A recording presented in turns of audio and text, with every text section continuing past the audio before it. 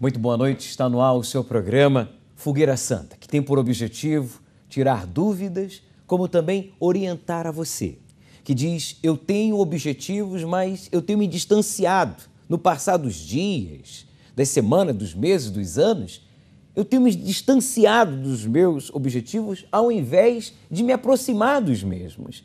E eu reconheço que o meu sonho é algo muito distante. Nós vamos fazer por onde essa situação mudar. Como?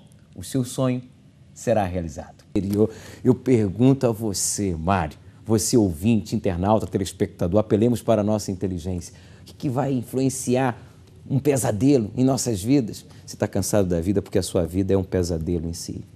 Infelizmente, eu falo isso com tristeza e quero dizer para você com alegria que a Fogueira Santa de Israel está batendo na porta da sua vida.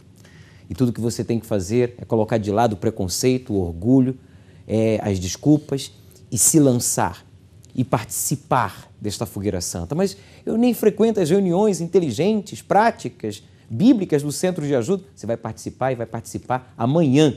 Bem, sobre isso eu falarei mais ao respeito. Sejam bem-vindos ao seu programa Fogueira Santa.